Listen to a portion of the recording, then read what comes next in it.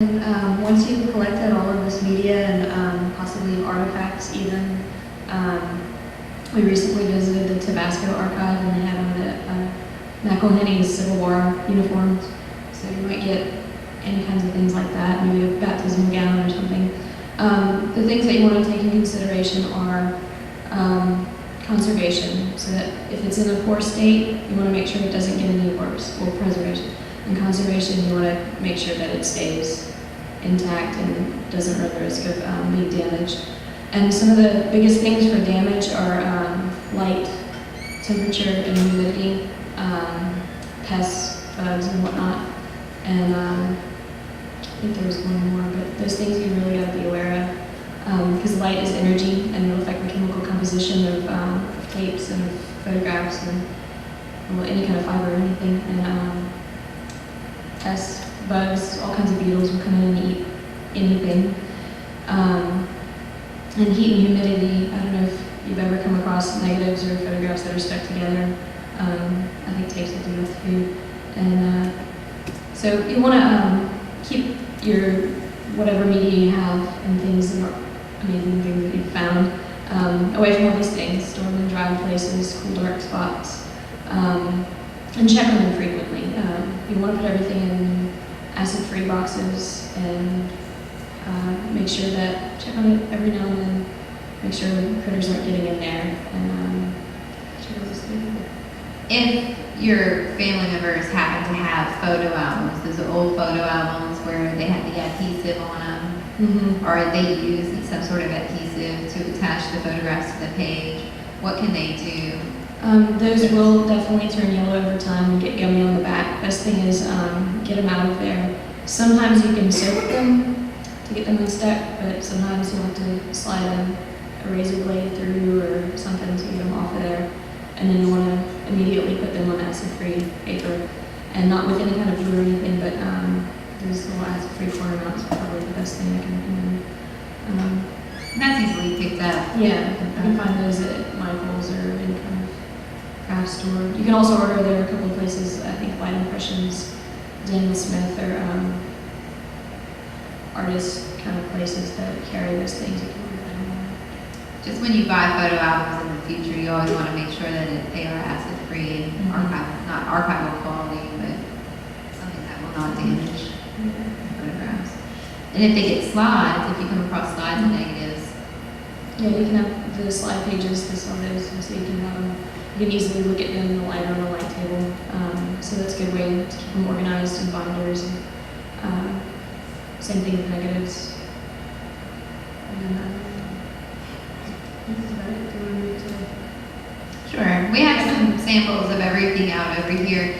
And I don't know if anybody brought anything with them today that they wanted, that they had, that they knew that they needed to be assessed or that they wanted to preserve in some fashion or other. But we brought samples just in case nobody brought anything out. And we have a few examples of different kinds of equipment that we use in the field that you may find useful to you when you are going out documenting your family's history. So.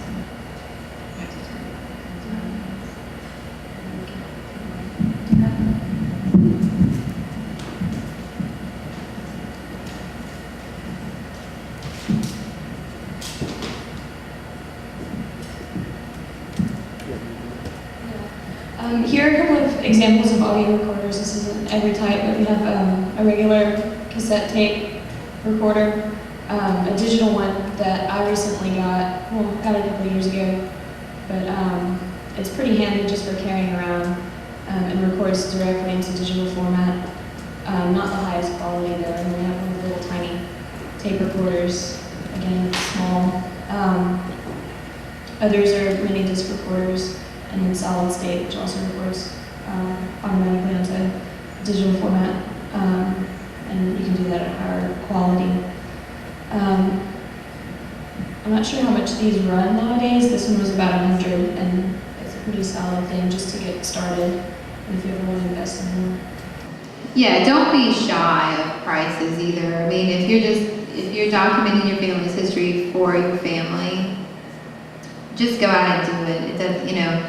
You can find audio recorders for $40 now, and there's nothing wrong with that. Most of them will plug right into the computer. computer, and then you can actually listen to the files that you created through the computer. Uh-huh. So having recorded things or old cassettes, how do you transfer that into digital? Bring it to us. Sometimes there's an audio output that you can plug into your computer, and various assortment of cables from Radio Shack. That's the majority of what we do. Well, not the majority, but a large part of what we do. And if you do purchase new equipment, the instructions will show you how to, take you through the process of dumping it onto your computer so that you can then do something with it. I can't think of some audio recorder in this day and age that wouldn't have the capability to be, saved on the computer, because that's the generation we're in right now. So, and it's a very simple process. The audio recorders that we use to record the lectures use compact flash cards, and so we also are a Macintosh office. Most people use PCs, and because of that, our equipment takes an extra step to get to the next level. Oh, I'm sorry, magnetic tape. And there are other places, I'm not sure about for tape, but there are places around town that do video, like if you want to bring a reel of 8mm film to them, they will transfer that to CD or DVD for you, just at a fee. So. It's not cheap though, is it, Carl? But maybe one day, when we have all of our equipment in, Yeah. it would be something that you would consider donating to the archive. And most of our donations to the archive result in a copy being kept in the archive. And either, if you want to allow us to keep the originals, we will do so. Otherwise, we turn the originals back over to you with copies in a digital format. And retain a copy. Does your database feed into something like library copies? No. No. The database used is in some format available on Louisiana Digital Library, but we have found in the years that since we made that live, that it is not the most efficient way of us to get our database out to the public. It's much easier for people to come directly to the center's website, click on the archives tab, and then access it from there. We don't currently have the catalog available online, but it is a project for this month. We should have it live by the end of May. Hopefully before Archive Day, which is on the 23rd of this month, our fundraiser.